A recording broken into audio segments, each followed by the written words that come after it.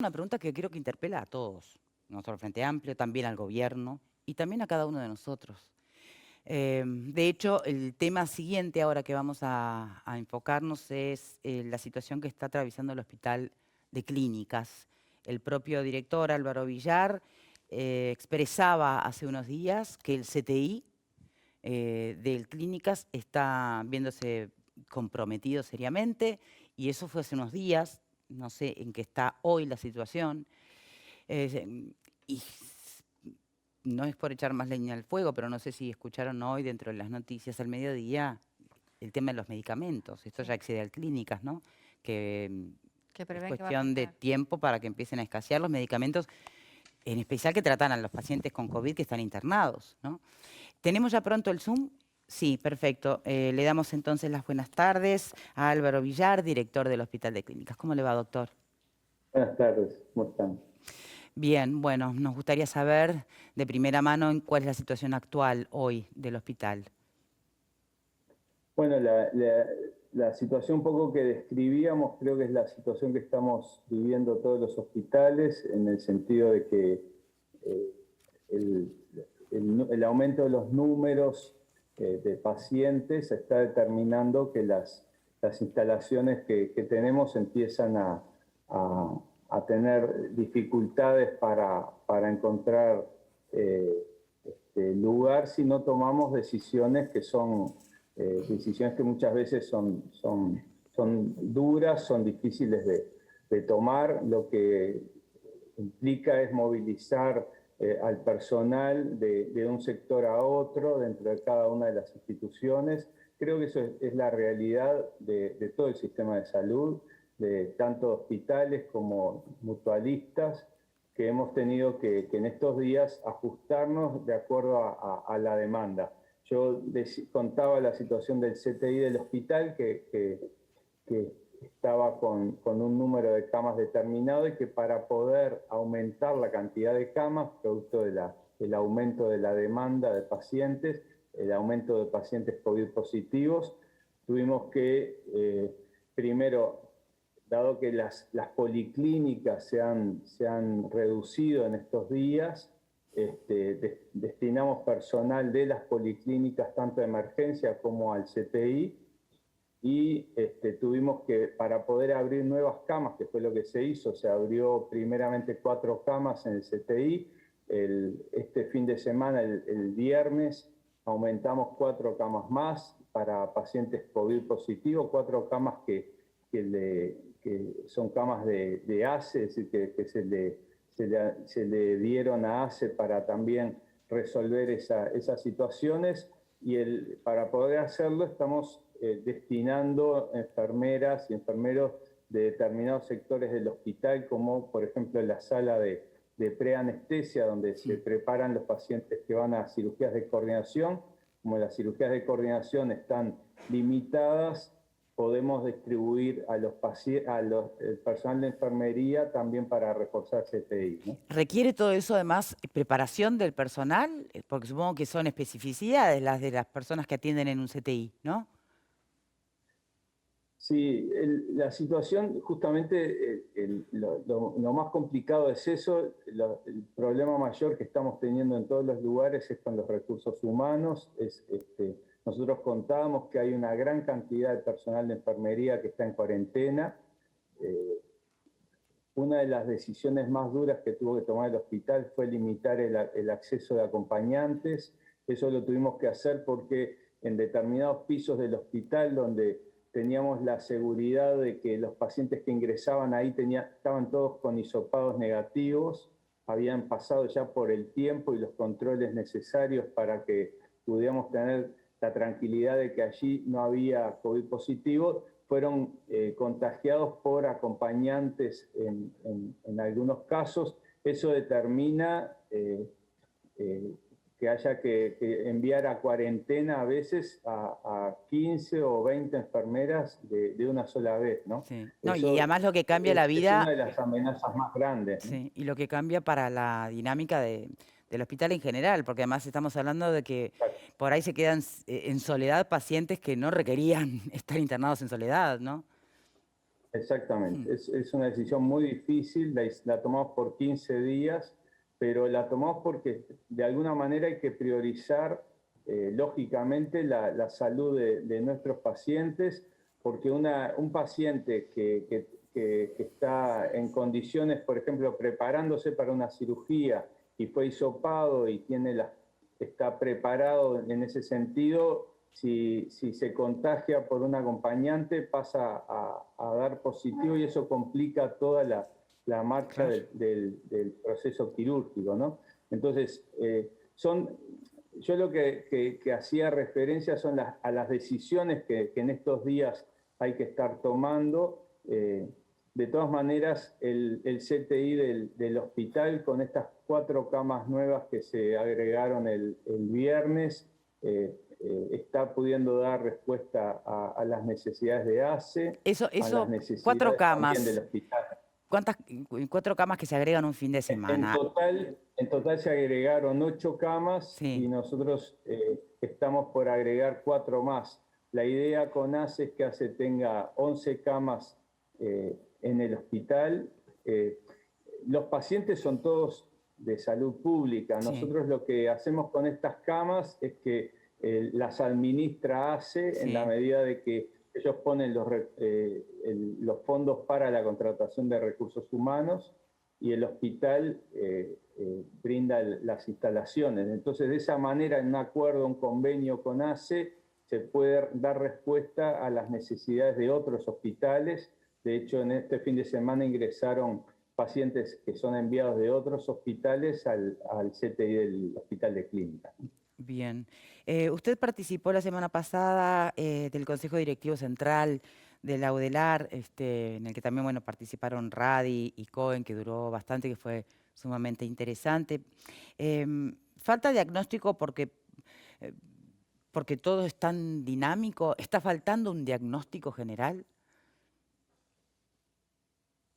No, yo lo que creo es que el diagnóstico se modifica momento a momento, ¿no? No se puede hacer un juicio definitivo porque estamos adaptándonos a una situación donde es muy difícil decir eh, cuál es la opinión o las medidas que solucionan los problemas, ¿no? Es decir, estamos ensayando soluciones que además son soluciones colectivas, que además son soluciones que demandan la concurrencia de mucha gente, de muchos factores.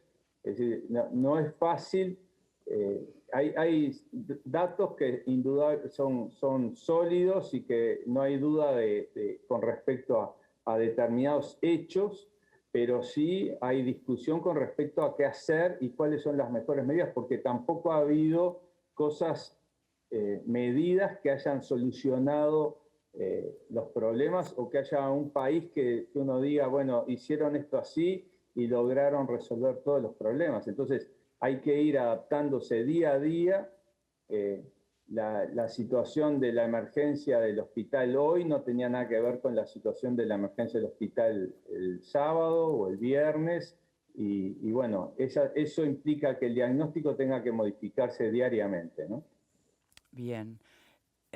Villar, eh, ¿cree que está usted hoy en el lugar que tiene que estar? Sí, Lo yo creo que pregunto sí. Yo creo porque que ¿no? por ese intento de postulación a intendencia, hoy está en un contexto de pandemia impensado, está donde quiere estar. Yo creo que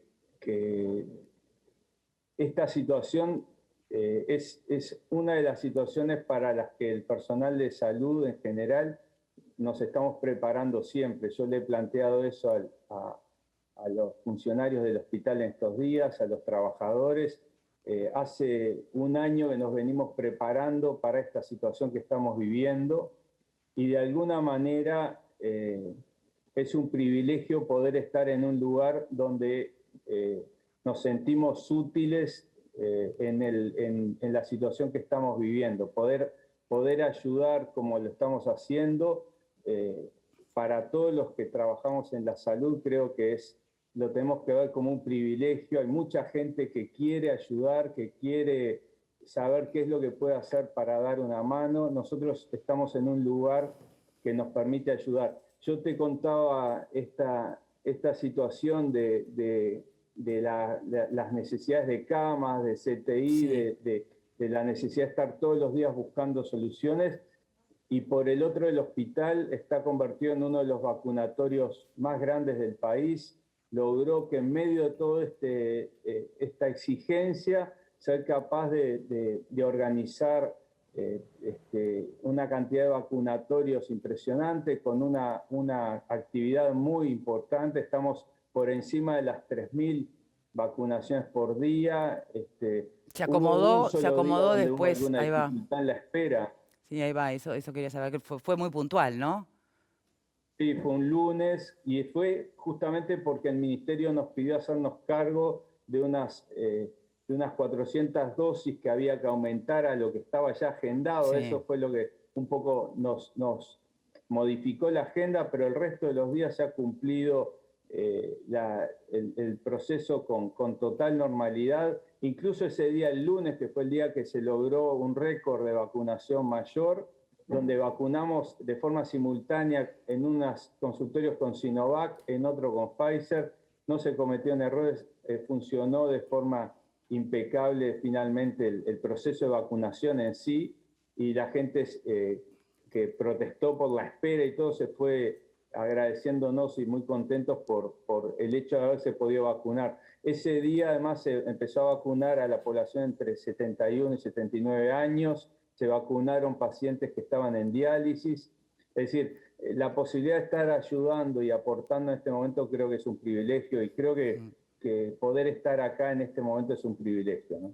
Tal vez más que eso que usted hacía referencia de ese año en el que los médicos se han estado y el personal de salud en general preparando, tal vez es más grande que eso, ¿no? Por eso le preguntaba si está donde tiene que estar. Tal vez es la vida entera que lo preparó para estar ahí, Sí, ¿no? sin duda, sin duda. Para muchos de Mm. nosotros es la vida entera. Cuando uno se enfrenta a situaciones complicadas, es donde cada uno, es el momento de donde cada uno tiene que poner todo de sí y mostrar para qué estamos acá, ¿no? Y para qué estamos en la salud, y para qué elegimos este camino, ¿no? Porque el trabajador de la salud, y eso yo no lo digo por mí, porque lo digo, creo que la situación más complicada es de las enfermeras, los enfermeros, los médicos que están en la atención directa, que tienen que entrar a una habitación donde saben que el paciente está justamente está contagiado por el COVID, que está largando virus al No, aire. y además toda la carga emocional, yo he escuchado relatos de ese contacto directo con Todo eso. pacientes que saben que la pueden quedar y es terrible, es durísimo. Todo eso, Mm, todo eso, tener que decirle a la familia la situación en la que está su sí, ser sí. querido. Esa gente, esos trabajadores de la salud que están ahí en la primera línea realmente están dando lo mejor de sí. Eso creo que es el heroísmo, porque el trabajador de la salud está formado para que cuando la gente, donde hay fuego, todos instintivamente salimos corriendo hacia el otro lado, huyendo del fuego. El trabajador de la salud en estas situaciones va hacia el fuego, es decir, va hacia donde está el peligro, y en vez de salir corriendo, encuentra fuerzas como para ir a atender al paciente. Cuando ¿Conoce un algún tisanero de un médico hospital, conoce algún eh, médico, y no es para juzgarlo porque hay que estar en el lugar, que se haya retirado en no, este tiempo? no, Porque no podría he pasar, escuchado ¿no? historias de eso, pero he escuchado historias de, conozco todo un equipo de atención, que no podían intubar a un paciente, no le podían colocar el tubo, ¿Por y qué? se quitaron las medidas de protección para poderlo intubar, y de hecho le salvaron la vida, y se contagió el personal. Es decir, Porque las hay medidas de muchos casos protección de eso. entorpece un poco la manipulación de Claro, instrumentos. sí, Se sí, sacaron sí. todo y se No, no es lo expusieron. que hay que hacer, no es lo que estoy No, está recomendando, claro.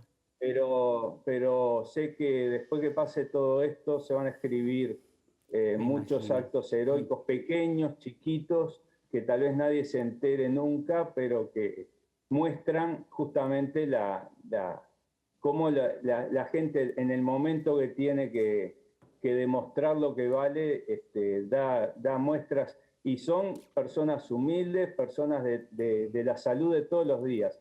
Y creo que esa gente es la que está sosteniendo la atención. Los tisaneros, el personal que reparte la comida, que entra a darle la comida a un paciente que está con COVID positivo, es un pequeño acto heroico y creo que esas cosas hay que reconocerlas y hay que conocerlas, saber hasta, yo diría, hasta el nombre de la Sí, persona que el día a día hace eso, ¿no?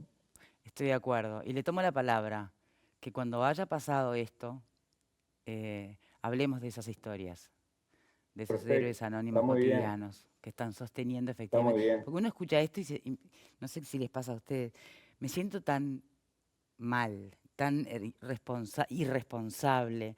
Me interpela tanto ver que hay tanta gente haciendo tanto y nosotros a veces descuidando nuestra propia salud y la de todos, ¿no? Es una forma de no No, hacerle honor al trabajo de tantos. Perdón yo por creo eso. que cada uno, la labor de los periodistas en informar y en divulgar ha sido maravillosa y creo que estar cada uno haciendo lo que tiene que hacer Bueno, y ojalá así hacerlo sea. lo mejor posible es lo que hace que se mantenga hoy funcionando el país, ¿no? Y que todo... Y bueno, y nosotros, los que están en este lugar, justamente su deber es ese, ¿no? Que cada uno haga su deber. Doctor Villar, muchísimas gracias por su tiempo. Perdón, me distraje, me ganó la emocionalidad en esto último, pero me quedaba otra pregunta pendiente como neurocirujano, porque otro de los grandes temas han sido las cirugías postergadas, consecuencia del COVID. ¿En qué está todo ese tema? Bueno, nosotros tenemos pacientes que están esperando para operarse. No es solamente, las urgencias no pueden ser solamente los pacientes que tienen enfermedades oncológicas. Hay un montón de urgencias de otro tipo. Hoy, bueno, en el Hospital de Clínicas funciona el único centro de quemados Por que ejemplo. tiene el país. Hoy justamente uno de los médicos de allí me comentaba de pacientes que hay que estarlos operando cada 2 o 3 días. Eso no puede esperar. Hoy en el hospital se hizo una cirugía muy compleja de un paciente que tampoco podía esperar, pero y no eran urgencias, pero se está tratando dentro de todo de contemplar situaciones particulares, pero hay muchos pacientes que están esperando en sus casas y esa situación debe ser muy angustiante. Hay que saber que cuanto antes salgamos de esta situación mejor, que no estamos igual que en marzo, por dos razones. Por un lado, positivamente porque todo este año nos permitió prepararnos y tener suministros y materiales que son los que ahora nos permiten hacer frente a la pandemia. ¿Pero están Pero por escaseando otro, o no? acuérdense que... ¿eh? ¿Pero están escaseando o no? Recursos físicos, Todavía digo. yo no he tenido unas situaciones concretas. Tuvimos unos días con preocupación con respecto a medicamentos, pero Sí. que se administraron en la semana pasada llegaron suministros en ese sentido. Hay que cuidar Porque hay un los comunicado materiales de que las tenemos, pero farmacéuticas reciente que advierte, ¿no? De que no es que falten hoy, sí, pero que están cerca, ¿no? exacto. Es una advertencia, no es que estén faltando. Bien.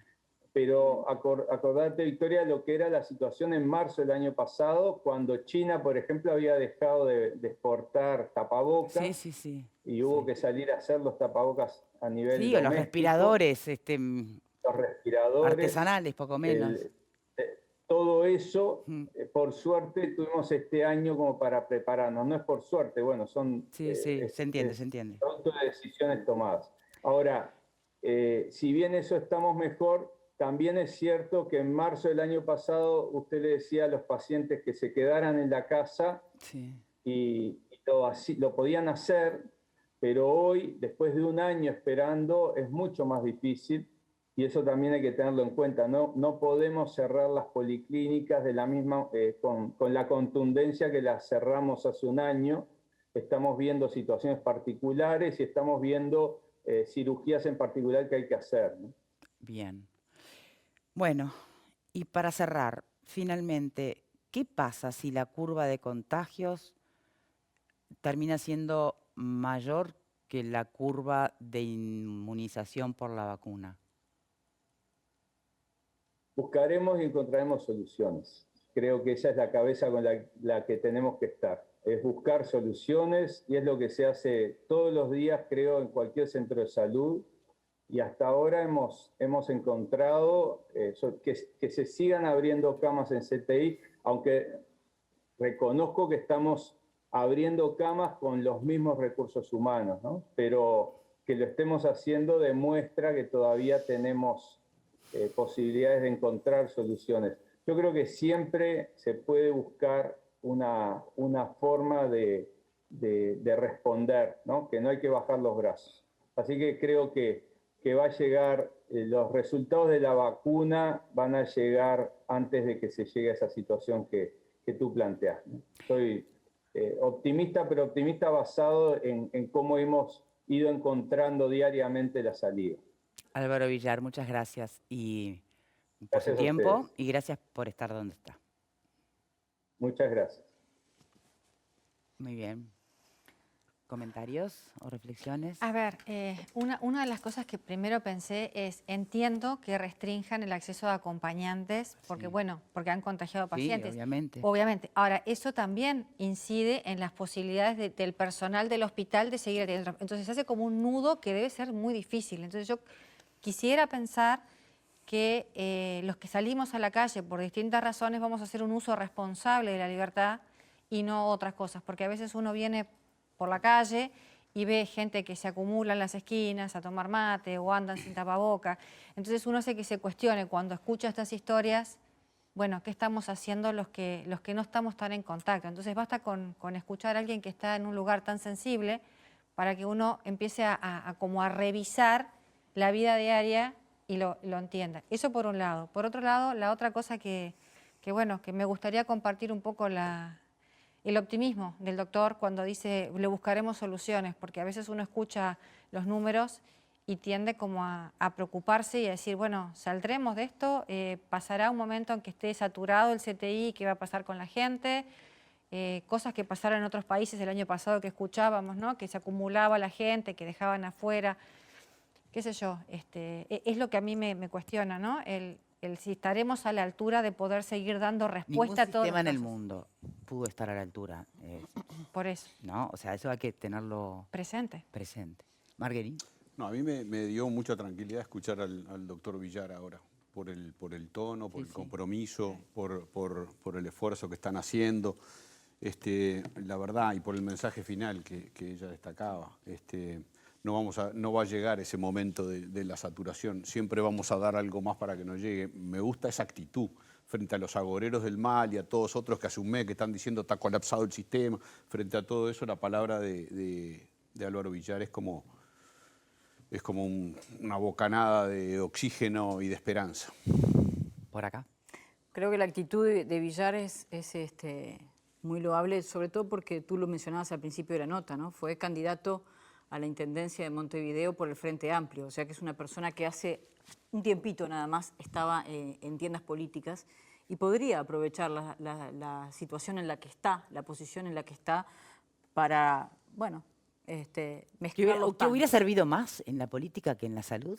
¿Un Álvaro Villar? Eso no lo sabemos, Ya hoy nomás con escucharlo, pero qué suerte que está donde suerte está. que está donde Claro, Capaz yo que creo hubiera que- sido un brillante intendente, pero hoy qué suerte que está ahí. creo que ¿o no? Villar tiene una actitud, ¿no? La actitud Maciel, es Sí, la es actitud de Maciel. Villar, es él Sí. que a donde va lleva esa actitud y hoy, bueno, creo que por suerte para el sistema de salud está allí, no sé qué hubiese pasado si fuera intendente. Pero a lo que yo me refería era que no mezcla los tantos Porque claro, no fue un médico político que estábamos escuchando, Exacto. Exactamente. Fue un médico médico. Es más, digo, su optimismo creo que va en línea más con el gobierno que con el partido al que él representó en las elecciones. De todas maneras, yo creo que lo que nos está sucediendo es complejo. Digo, no tenemos que esperar que se sature nada, ni contar las camas 2, 3, 4, que todos queremos que estén, por supuesto, por si la situación se complica, porque la saturación del 2 sistema camas de es salud... un accidente de tránsito y fue, o sea, es terrible. Claro, pero me parece que nos estamos olvidando además de un dato que es terrible, pero que los intensivistas nos recordaban en estas últimas horas, que es que el 48% de las personas que por COVID llega a CTI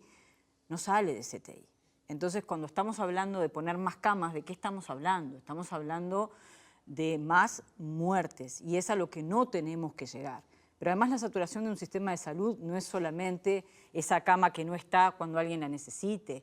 Tenemos casos cercanos de personas que están esperando hace 12 días el resultado de un hisopado, que están aisladas, que están fuera de todo, que están además recibiendo un subsidio por enfermedad que es mucho menor a su salario cotidiano. Estaba escuchando esta mañana a los funcionarios de las emergencias móviles que han perdido en estas últimas horas a uno de sus trabajadores decir, si te pasa algo como una fractura o algo como, bueno, te duele la cabeza, no llames a las ambulancias, porque las ambulancias estamos en otra cosa ahora. Han tenido esperas de 10 horas para ingresar a un paciente a CTI, el mismo equipo médico esperando con ese paciente, con la misma indumentaria, sin poder tomar los recaudos que son necesarios de cambiarse cada 3 horas. Ya lo que nos está pasando es suficientemente complicado como para que cada uno tome las medidas que tiene que tomar. Y cuando digo cada uno, hablo de cada uno de nosotros, hablo del sistema político, hablo del gobierno, hablo de la oposición. No tenemos que esperar que alguien nos diga, sí, ahora sí, llegamos al 85 y no tenemos más camas. Lo que estamos viviendo hoy ya es complejo porque estamos hablando de promedios muy altos de contagio y de muchas vidas que se están perdiendo. Cada día que ya recibimos una tabla en el SINAE, ¿no? Ya creo que el cambio, cuando uno mira el informe del SINAE y ve la tabla con la cantidad de fallecidos y ve los extremos en las edades además, realmente es complejo. Bien, Pepe. Yo coincido con mis compañeros con respecto al tono que manejó el doctor Villar, así que no me voy a extender porque me siento representado por lo que han dicho acá. Yuval Harari, contemporáneo, pensador israelí, señaló hace algunas horas, y me parece que tiene mucho que ver con esto. La pandemia ha demostrado que la ciencia obtuvo un triunfo y la política un rotundo fracaso. Me parece que aquí en Uruguay, gente como Arturo Briva, el otro día en el CDC de la UDELAR, intensivista, integrante del GACH, escúchenlo, dura 12 minutos en un compacto de 3 horas, que fue lo que duró ese encuentro, da una clase magistral para las personas comunes y corrientes como nosotros, que no sabemos cómo se maneja un CTI. Verdaderamente magistral, con un mensaje además netamente optimista, diciendo la medicina uruguaya no ha dejado ni va a dejar tirado nunca a ningún paciente en este país. Haciendo un compromiso claro de una persona que está en la primera línea, aunque reconoce inclusive que no son ellos los que más están trabajando. Como lo decía Villar, él dice, los CTI es el último eslabón. Antes hubo todo un proceso de más de un año de intenso trabajo de los médicos en Uruguay. Insisto, me parece relevante y aparte algunos temas que son muy interesantes porque nos aclara el panorama. Para aquellos que aún dicen que las camas de CTI se saturaron muchas veces en este país, el promedio de un paciente en CTI común por una patología común va entre 7 y 9 días. Con COVID entre 15 y 20. Por lo tanto, tengan en cuenta lo que acaba de decir este intensivista. Las camas van a demorar más del doble para aquellos que tienen COVID en quedar libres para un nuevo paciente. Así que bueno, en realidad yo sigo pensando desde el día 1 que la ciencia sigue teniendo esa enorme herramienta que es enseñarnos a todos y buscarlos y encontrar las soluciones. ¿O acaso la vacunación no es una solución que aportó la ciencia?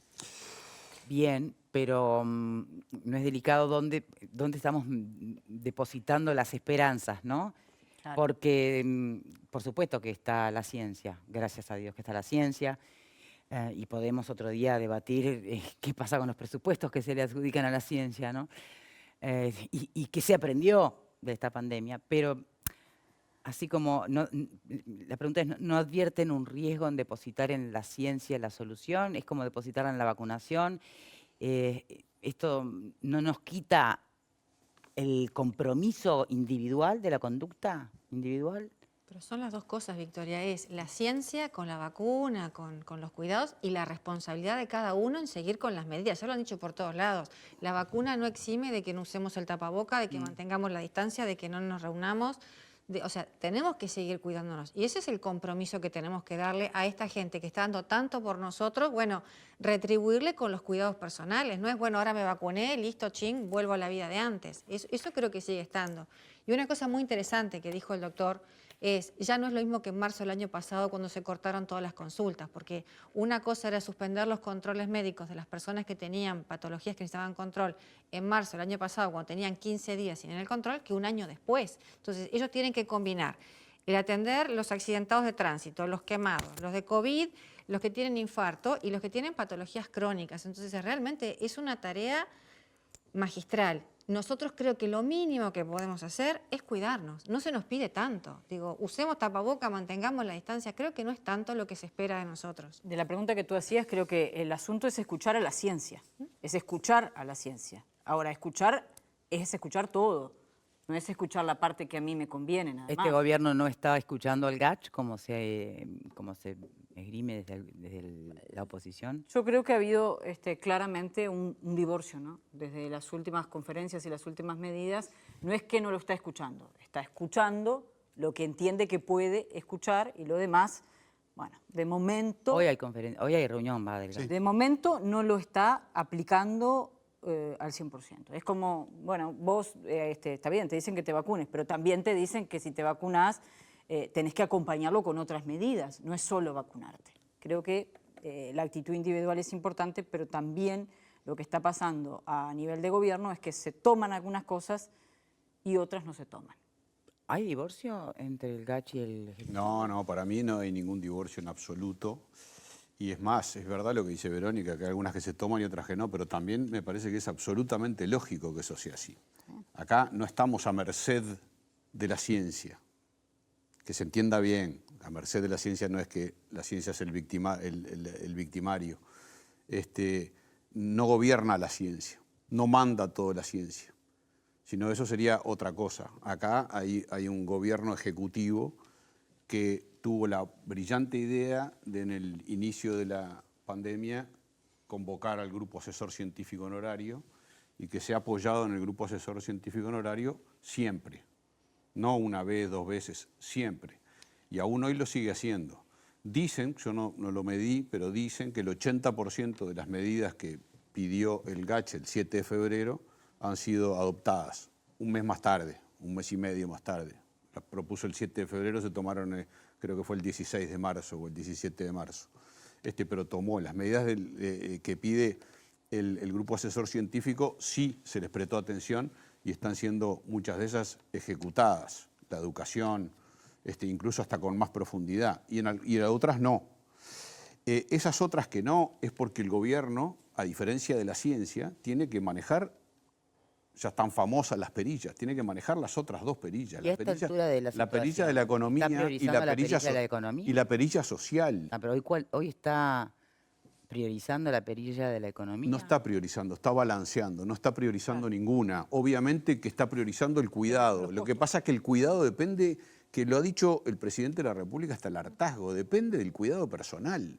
¿De qué vale implementar leyes, como dice él, estrictas de cumplimiento flexible, si la gente después no las va a cumplir? Pero pasó en Argentina. Les declaran la cuarentena de noche, el toque de queda, y no la respeta a nadie. No la respeta a nadie. En los países, hay otros países que sí se han respetado. En Israel se respeta, en Alemania se respeta. Toda Europa hoy está viviendo nuevos confinamientos. ¿Cómo? En Europa, por todos lados, se están dictaminando nuevas medidas de confinamiento. No, yo no digo que no, pero también digo que el Poder Ejecutivo ha tomado un rumbo y que se mantiene en ese rumbo y que va haciendo equilibrio dentro de lo que considera. Y no le ha ido mal. Ahora estamos obviamente, somos el peor de la clase y el mejor de la clase en el mundo, ¿no? En el mundo tenemos en los últimos 10 días el peor índice de mortalidad, el peor índice de contagios, pero somos uno de los mejores países en ritmo de vacunación.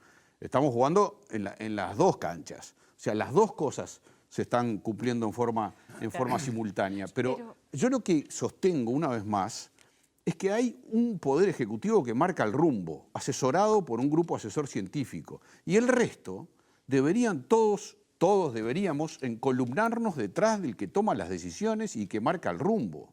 En vez de estar resolviendo y dinamitando permanentemente lo que se hace. Esto que vos decías, y ya termino, esto que vos decías de la comisión parlamentaria, ¿Qué? ¿Qué dije de la- la comisión para ponerse Seguimiento. de acuerdo, ¿cómo es la comisión? Seguimiento. La comisión de del Senado. seguimiento del Parlamento. ¿Qué va a hacer la comisión de seguimiento? ¿Sabes qué va a hacer? Lo va a llamar a Villar, al Parlamento. Villar va a tener que desatender las cosas y va a tener que explicarle a Andrade, a Pacha Sánchez y a Maía y a algún otro, le va a tener que ir a explicar las cosas, va a perder tiempo. Y después va a llamar a todo el GACH y el GACH va a dejar las cosas que está haciendo, que son las importantes, y va a tener que atender. Y van a llamar a Cipriani y va a tener que ir a explicarle al Parlamento, ¿a santo de qué? Pero ¿a santo de qué? Yo me explico.